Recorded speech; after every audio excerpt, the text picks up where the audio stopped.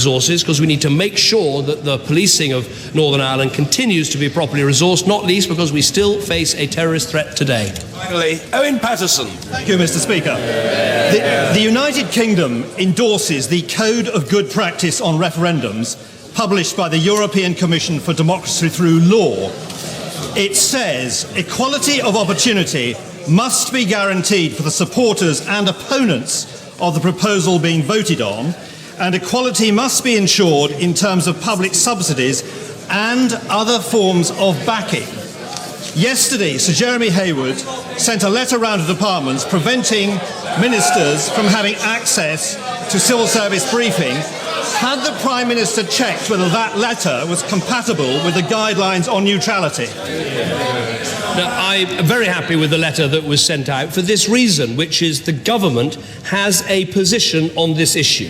The government's position is that we'll be better off in a reformed European Union. Ministers are able to depart from that position and campaign in a personal capacity. That is, I think, a very important statement. It's right in terms of how we go about it, but it does not mean the government is neutral. It doesn't mean the civil service is neutral. The government has a policy from which people can depart. As for the funding of the referendum campaign, we now have very clear laws in place and rules in place, and the Electoral Commission, to make sure that both campaigns are funded properly. And I think that is good for our democracy. Order.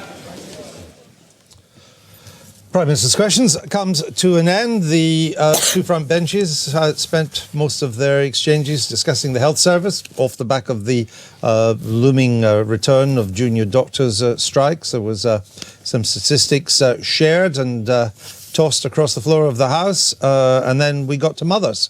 Mr. Cameron saying what he thought his mother would think of Mr. Corbyn. Mr. Corbyn saying what his mother would think of Mr. Cameron. And then, of course, Nye Bevan was dragged in as well, just for good measure. He was the man that founded the health service, for new, younger viewers who may not know that. Not sure we learned much. Let's see what you made of it. Well, Martin Bristow said the Prime Minister was very forceful and hammered Jeremy Corbyn. If you're going to question statistics, you really must be able to back up your claims. Jeremy Corbyn was caught out by the 11,000 figure, and his attempt to think on his feet was pathetic. John Gitters said Labour MPs sit obviously cringing as their leader is being ridiculed week after week. But Tim Bass says Jeremy Corbyn was right to ask questions about junior doctors. I am shocked this dispute continues, as the deal offered seems very reasonable to me.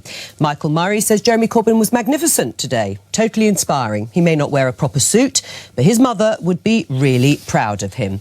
John Gray said David Cameron's childish jibe at Jeremy Corbyn about a suit and tie and singing the national anthem were worthy of Donald Trump.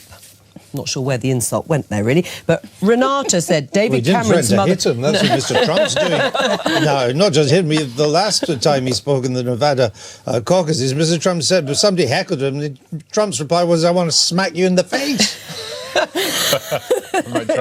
quite at that level. You can see it's reached a high level of the Lincoln-Douglas debates. I think John Bercow might have something to say about that if violence is threatened. Renata says, though, that David Cameron's mother would say, save the magistrates' court.